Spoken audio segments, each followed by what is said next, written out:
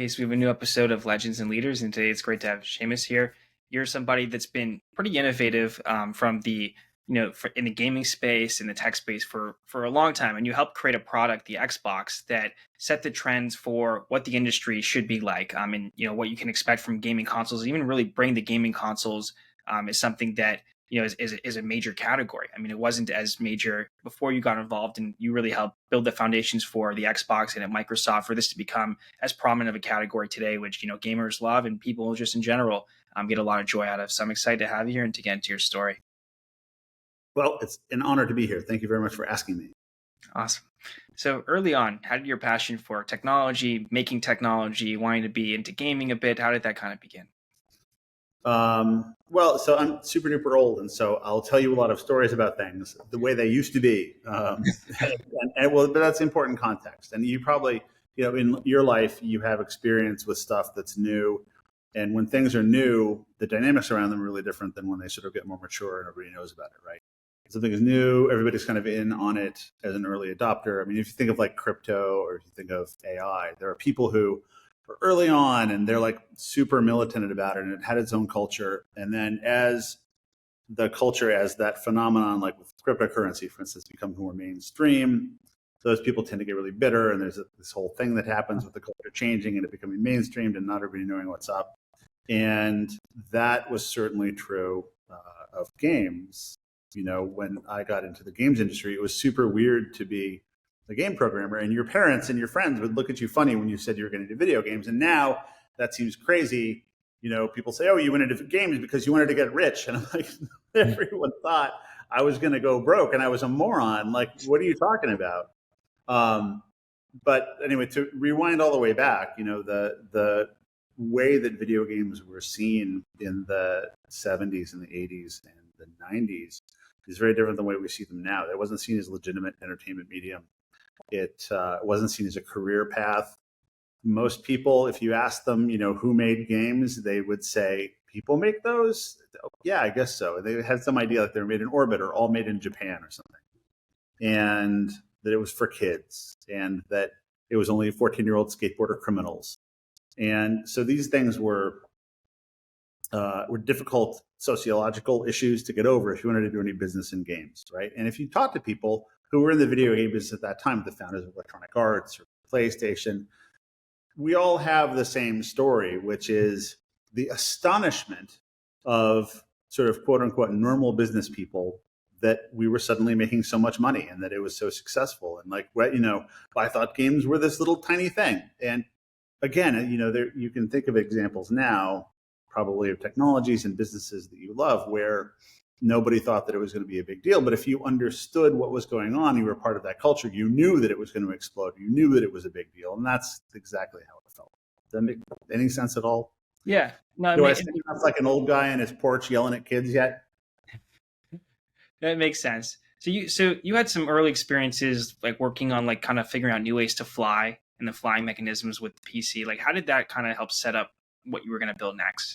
Well, so I got into the video game business because of a couple of interesting things. The first one was the cancellation of something called the Superconducting Super Collider, which was going to be in Waxahachie, Texas, which was a great big particle accelerator like CERN in Europe now. We have the God particle, the Higgs boson, that probably almost everybody knows about. But it turns out the US was going to have a particle accelerator much bigger and more powerful than CERN. It got canceled by Congress in the early 90s. And that was my postdoc. I was a particle physicist, and I was going to go work on that. I was working at Fermilab. I was working on an experiment called CDF, which found the top quark, which was the sort of Higgs boson before the Higgs boson. And this is great. The future is really bright. I'm going to go do this thing. And then one morning or one evening, I'm grading homeworks to graduate school, and I'm watching CNN, and they announced that it's been canceled. So it's like watching TV and seeing you just lost your job, it's that kind of a thing. I didn't know what to do. So I had been really getting into flying and flying aerobatics. So there's aerobatic competition. So it's like air show pilots, but to learn how to do that, there are competitions where you fly routines, you get graded on it. It's kind of like ice skating or gymnastics. And you do all these crazy figures, and there are judges, and you compete. And I was doing that. I was really into it, and I was doing it in gliders, so unpowered, which is pretty cool. And I got a job. I was like, oh my God, what am I going to do? And I found a job through somebody else I knew, doing design for aerobatic airplanes, because the math is, it's the same kind of as what I was doing in particle physics, or easier. Sorry, aerodynamics guys. And so I was going to do that. And there was this funny word I didn't know. There's a venture capitalist who was giving the money to this company. I didn't know what that was really. And I was told, oh, the money's coming anytime, we'll start. Okay, so I'm thinking, okay, the money's coming anytime, so I got to find something else to do for a minute here, and to pay the bills. And so I saw on the physics department bulletin board an ad for this company that needed somebody to help them do physics in games, because they were doing 3D games, and unlike 2D games where the physics is pretty easy, in 3D it turns out to be a lot harder. And so I went to meet these guys, and it was a whole bunch of MIT guys, and they were cool and weird. And so I thought, all right, fine, this is great. I'll do this. And I started running the physics engines and then writing 3D. And nobody else was doing 3D. There was this guy, Carmack, in Texas somewhere, who we'd communicate with by texting over ARPANET before the internet. We'd be like, oh, we're doing a texture mapper. Yes, I'm doing one too. And how do we solve this problem, And what does it mean if you have one triangle in front of another triangle? And how do you keep the player from going into objects? And we were answering questions like this, and nobody knew how to do it. It was all new. It was super fun. And it was this amazing battle of a bunch of guys who wanted to create virtual worlds versus like physics, versus like this super hard problem. We made it work. And, now everybody knows who all those guys are. But it was super exciting at the time, because it was this great combination of mathematics and physics and programming and creativity and design and aesthetics. And, I wrote the music for some of the games, and we had all these artists around, and everybody had to know how to do everything. And so it was this like wonderful time when you like really could like be plugged into every single part of everything. And that was amazingly exciting. It's just amazingly exciting. And what I didn't realize at the time was that that's the combination of skills that you need to do almost anything new. And what stops a lot of people from succeeding when they try to do something actually new is that, if you get too specialized at doing something, if I'm a business guy, or, if you associate your ego with like prowess at one given thing, and you try to like start a company, you're going to get rolled, because you just have to be ready and interesting and curious about every single part of it. And you have to find a way to be excited to like do your taxes. How are we going to set our tax up so that we don't get fucked? And you have to be excited to like figure out how the garbage is going to work. Like, and if you don't have that kind of enthusiasm to learn stuff like that, then you're not going to get very far. So it was an amazing training in entrepreneurship, totally accidentally, just because we wanted to play some video games and because I thought I was about to design airplanes. And then the airplane company never got funded, and I really never heard from them again. And then suddenly I was like a video game designer, which was totally accidental. And by the way, when I would tell people that I was going to go work for this game company, I was shy to do it. All of us were shy to say what we did, because it wasn't a cool career. It's like, oh yeah, we make video games, and people would literally tell you you were wasting your life. People would literally tell you to grow up, literally. And then, and so I did take some pleasure years later seeing those people again, but that's a sad story. So you also had this experience at DreamWorks Interactive where you worked on this like Jurassic Park game, Trespasser game. How did that kind of set you up for really understanding what was needed to make a game console and games for this game console that were actually could have mainstream potential, because that was a major property? Yeah, well, that was a disaster in my life, and I think that it's important to have failure, and that was huge failure. We had a lot of success at this company, which eventually became Looking Glass, which is like this famous company and foundation of video games now. And we made a bunch of games that really sort of informed the future, and I'm really proud of that time. And those people were so cool, really, really cool, so lucky.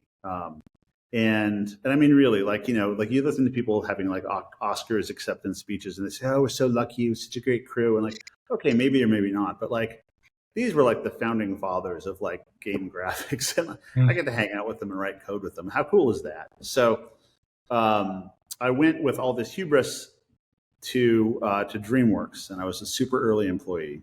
And like Steven Spielberg was my boss. I was like, "Oh my God, you're the guy from TV," and did something like super ambitious that I didn't have. I didn't have that same crew of people around me who, helped to make everything work on the other games and saved me from my own problems. And so it was a disaster. And I was like, 27 or something. So I was like an idiot, and I didn't know what I was doing. And it kind of almost worked. But the company was also new to games. And if I had had more experience, or if DreamWorks had had more experience, it probably would have worked out and been an amazing seminal game, I think. But DreamWorks didn't understand that a game's not like a movie. Like if you ship a movie early, it doesn't like crash the theater, right? And I didn't have the experience to know how to maneuver in that environment. Like, and I had these guys. I had like Jeffrey Katzenberg like screaming at me with the veins on his forehead, and I'm like 27 or 28. I'm like, "Oh, I'm sorry, sir. I'm sorry. I won't sleep." And it was just kind of a wreck. But I learned a lot about. More important than technology or anything about games, I learned a lot about human beings and about business and what were the things that stopped people from being successful trying stuff. And for some reason, I'm just lucky to be dumb or thick-skinned enough or something to not be scared of trying again. And so first of all, I was super depressed, and I figured I'd never have another job, and I'd never be able to work in games again, and my career was over, and everybody hated me, and woe is me, and oh my God, the whole story is about me, and I'm just going to go kill myself now. So fortunately, I got over that, but I needed to find a job, and I had met Bill Gates because he was an investor in DreamWorks. He'd come by for a demo, and he was like super cool. It said, "Oh, you should take this to Microsoft." And so I was like, "Okay, fuck it, BillG@Microsoft.com." I sent him an email, and I was like, "Hey, you said that I should come work at Microsoft, and can I still?" And so I got an interview.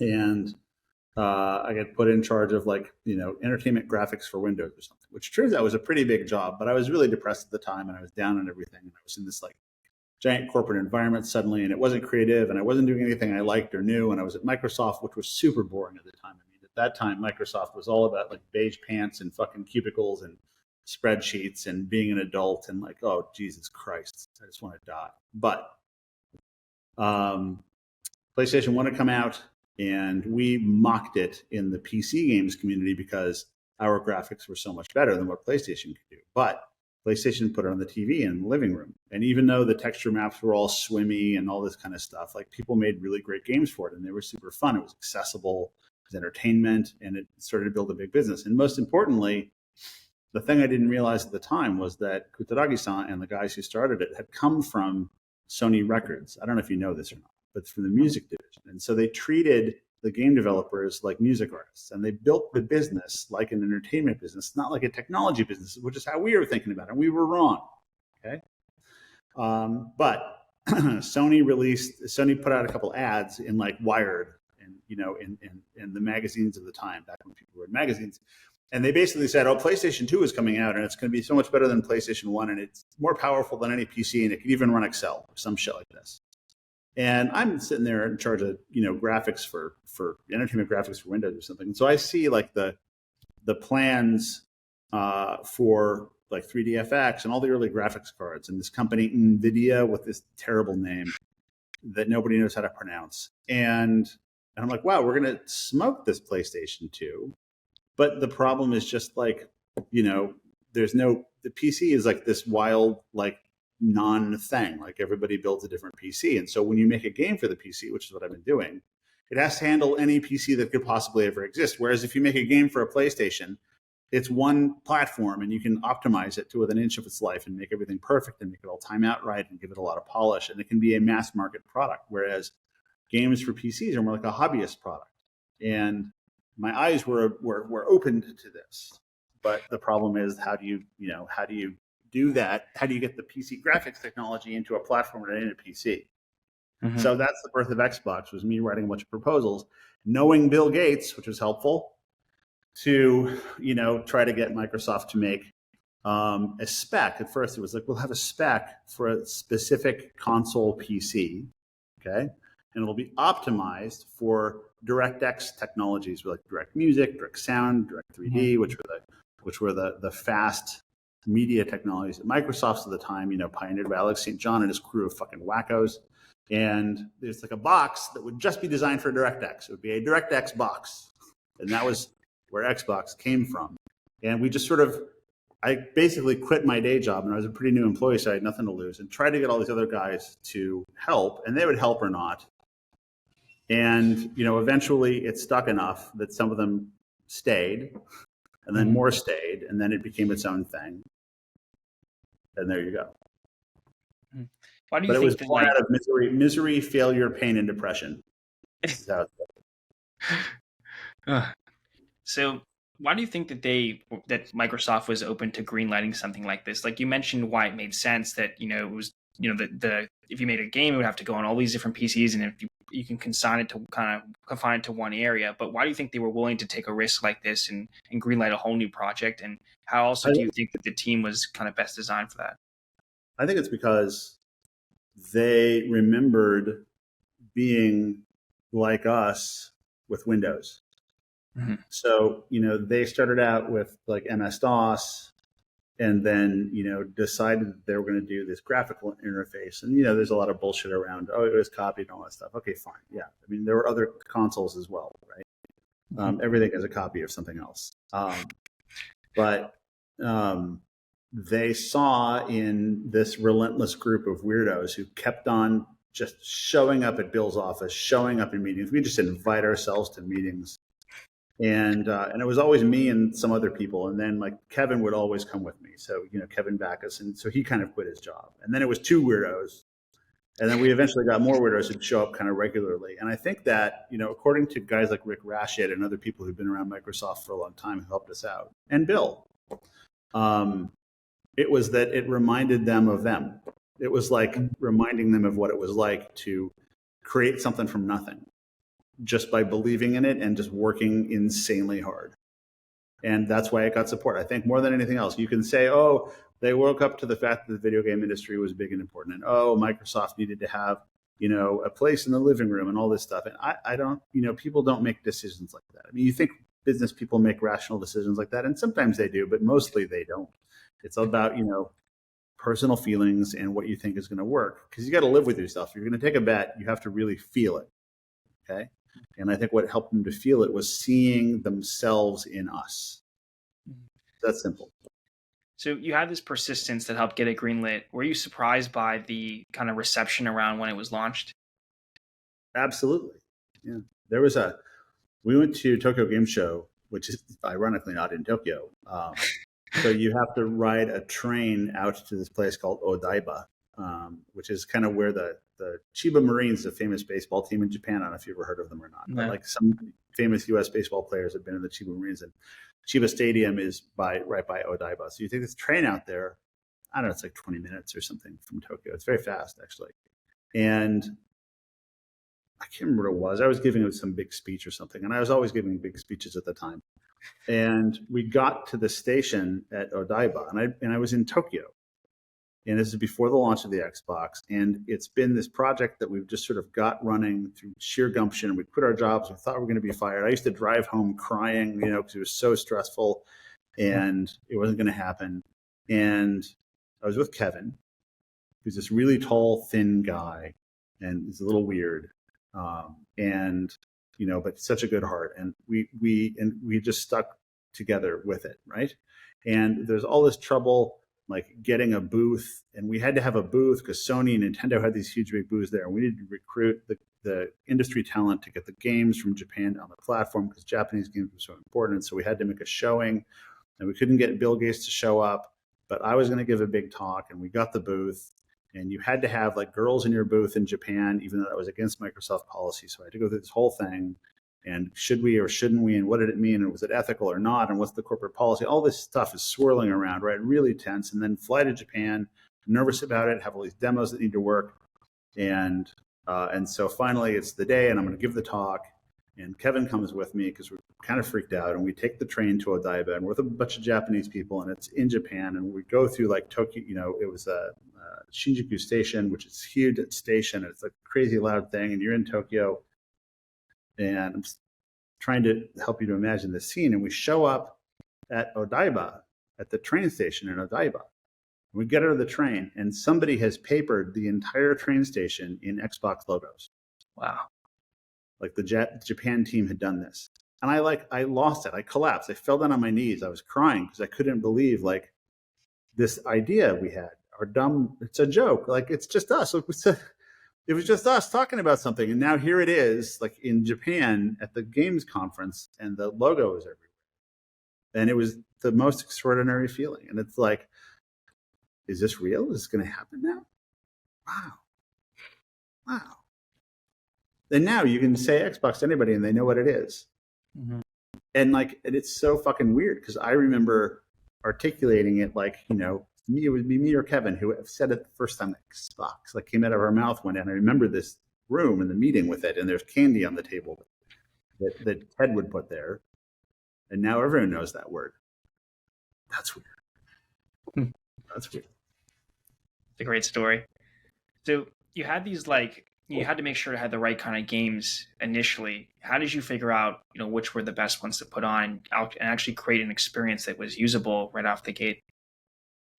What a mess. Well, so there are like 3 different demons you had to battle there. One of them is getting taken seriously by the games industry enough that people put good games on it. Because remember at that time, Microsoft, as I said, was like the beige, boring company of khaki pants and a belt and a sensible knit shirt. And, who's going to bet, like if you're in the games industry, are you going to spend your money to take a bet on Microsoft making a game console? And, is it going to blue screen? Are you going to is it going to have, they can't make a console. It's going to have a driver crash. Like, it's like, how can that work? So, okay, we had to get over that. So Electronic Arts is never going to give you Madden football. So how do you get any game at all? Okay, well, you get all these little shitty games nobody cares about. Okay, now you're dead.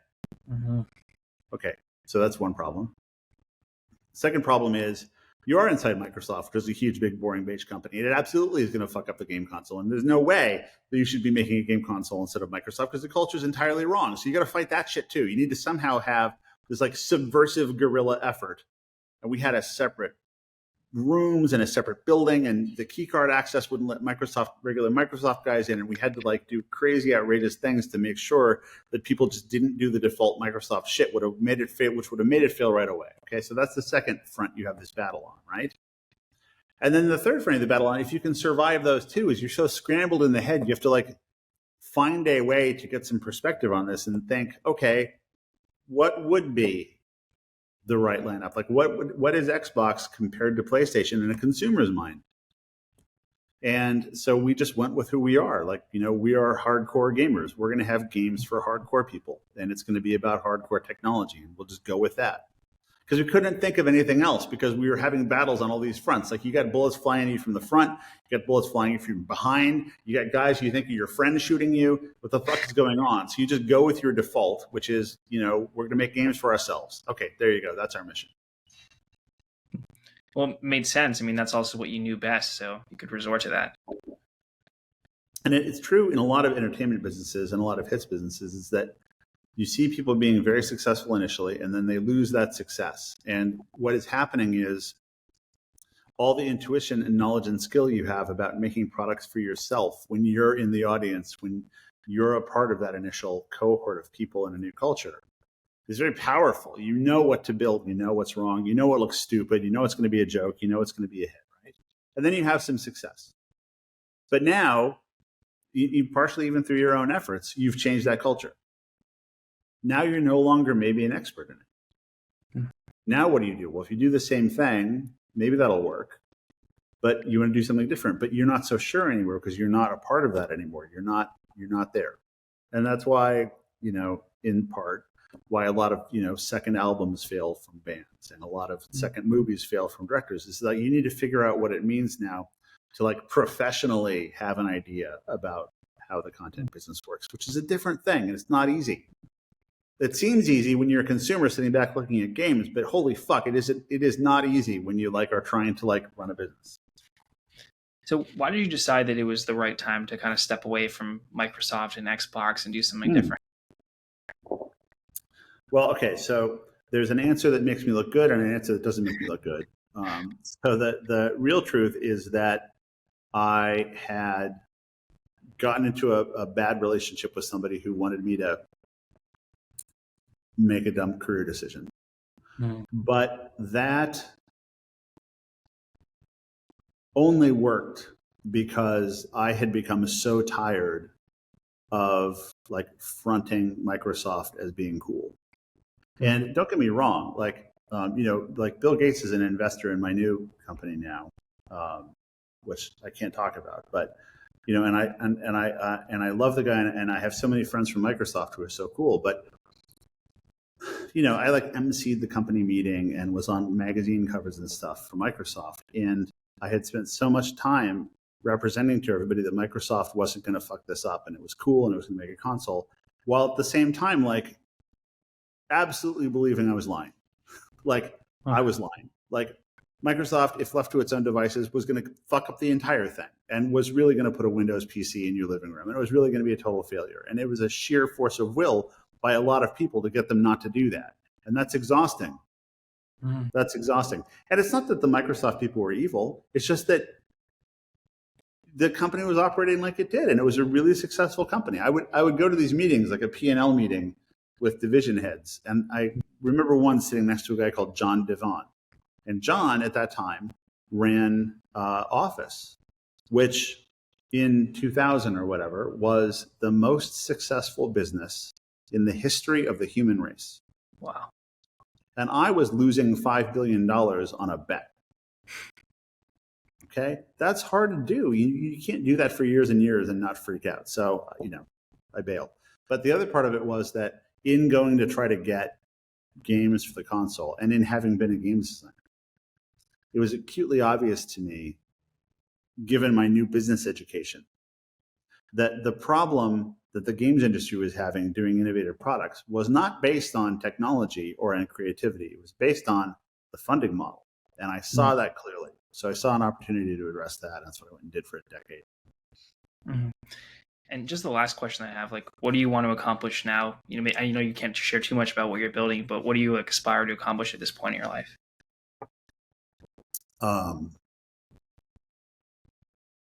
Stay tuned. Lot to come. Yeah. Well, I appreciate you taking the time to do this. I think your journey's been pretty incredible, and there's been a lot of different paths in that journey, but being able to create something that millions and tens of millions, if not more, have used and has been impactful to them, brought them happiness, joy, and a lot of excitement is pretty cool. And I'm sure you'll do that with what you're doing next. So thanks for coming on. Oh, thank you, man. It's like an incredible honor to have been a part of people's lives, and it was completely accidental, and I couldn't be happier. So thank you.